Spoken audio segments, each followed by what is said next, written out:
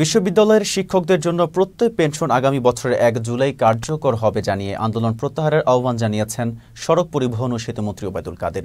শিক্ষকদের দাবি প্রধানমন্ত্রীর কাছে উত্থাপন করা হবে বলেও জানান তিনি।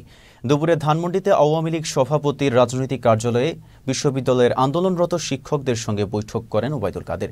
শিক্ষকদের সুপার গ্রেড প্রদানের বিষয়টি নিয়ে আলোচনা হয়েছে জানিয়েও তিনি বলেন, পাবলিক বিশ্ববিদ্যালয়ের শিক্ষকদের মর্যাদা ও লিখিত দাবিনামা সরকারের উচ্চ পর্যায়ে প্রধানমন্ত্রীর কাছে উত্থাপন করা হবে।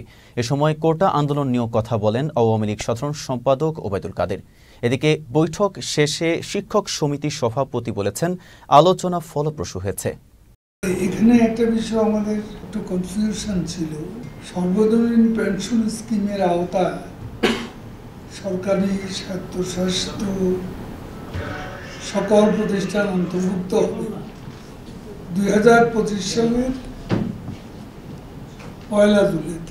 ইতিপূর্বে পাবলিক বিশ্ববিদ্যালয়ের শিক্ষকদের পেনশন স্কিমে অন্তর্ভুক্ত করা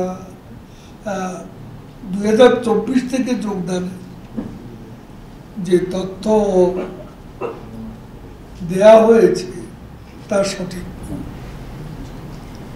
একথা আমরা তাদের পরিষ্কারভাবে জানিয়েছি। তাদের 3টা দাবির মধ্যে এটাও একটা দাবি।